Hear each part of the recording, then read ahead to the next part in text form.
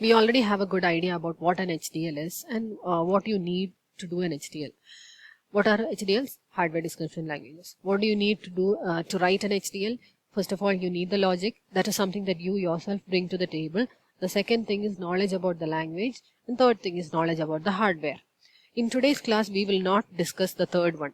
That is knowledge about the hardware. We will only go till the second one. That is knowledge about the code or language itself. And we will only deal with it in a very basic manner. That is the basic elements used in an HDL. Before we go into the HDL itself, let me tell you, just like software languages, there are many hardware languages also. Many hardware languages like Verilog, VHDL, that is another HDL, VHDL. It is not Verilog, it is a different one. And many other languages are present.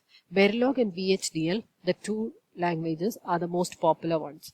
The one that you have to study in the syllabus is Verilog, and it is supposed to be, it is hailed as the more easy one among the two, VHDL and Verilog. But of course, it depends on individuals which one is easier.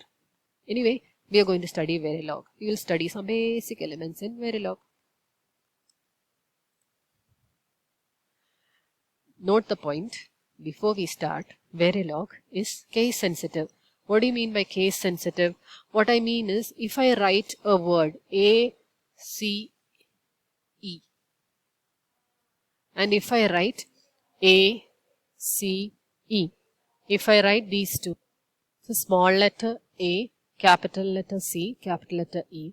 This is capital letter A, small letter C, and small letter E and D. Okay, this is aced and this is also aced. Both of them are actually the same words, but you have written them in different cases. Therefore, these two are not equal. According to Verilog, these two are totally two different names. You got the idea, isn't it? So please note that Verilog is case sensitive. When you type value, when you type the names or when you type words, if the case is wrong, it will show error. Let's start. Let's start with a sample program. Okay, I'm not expecting you to study this whole program right now, but I just want you to see the setup of a program. The setup starts with the keyword module. Any program starts with the word module and ends with the word end module. Module is the beginning of the program, end module is the end of the program. These are keywords. That means it is actually preset words. Okay, module, AND gate example program. What is AND gate example program? That is a name that I gave my program. I gave the name AND gate example program to this program. And inputs and outputs are listed out here in the brackets. Okay, out of which A is an input, B is an input, and C is an output. What you see here in green are actually comments. These are called comments. Then I have the actual program. In my case, I have only one line of code. That's why it is so simple. I have only one line of code here, and this constitutes my entire program. So once again, you start with the word module. You give it any name, you give the program any name, you can give any name, and you list out the inputs and outputs. You declare the inputs and output. These are the comments. Comments means it is something that conveys information. You just want to type something there. It's not part of the program. It may convey some information. So that comes under comments, literally comments. And the actual program is only one line of code in this case. After that, you end the module. In this case, we are going for an AND gate. AND gate, I believe that all of you are already aware of what an AND gate is. Just let me review that. A and B are the inputs, C is the output. An AND gate produces the output 0 if either one of the inputs is 0. Either one or both is 0. And if both the inputs are 1, the output becomes 1. This kind of a module or this kind of a gate is referred to as a AND gate. Okay, so this AND gate I believe you have studied already in your +2. This is the program for an AND gate. Okay, now we are not going to go inside the logic of the program. We are going to go inside the elements of the program.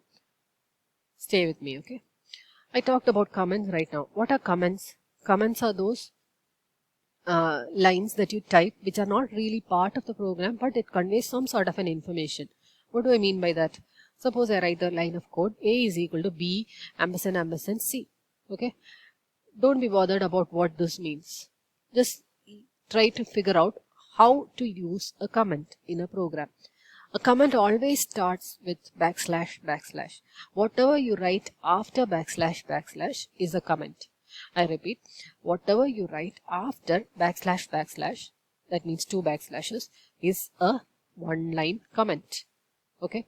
If you continue typing in the next line, that does not become a comment. Suppose you want to write a comment that extends over more than one line. Then you use the symbol backslash and then you put a star. And you end the multiple line comment with a star backslash. Okay. Now, suppose you want to nest. Nest means put one multiple line comment inside another multiple line comment. See, this is a multiple line comment and you're putting it inside this big one. That is not allowed. This is an illegal comment. But if you really want to nest a comment inside another comment for some reason, you can do it using a one-line comment.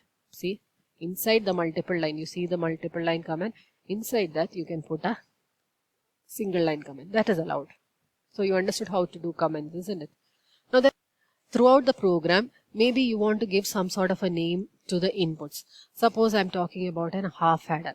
In a half adder, I have 2 inputs and 2 outputs. I can give any name to my inputs and any name to my outputs. Suppose I want to call the input as A and B. A and B. That is fine. If I want to call it as digit 1 and digit 2, that is also fine. You can give just about any name that you want to the half adder. The output is sum and carry out. That is also perfectly fine. So you can give any name that you want, and these are called identifiers. These are defined by the user.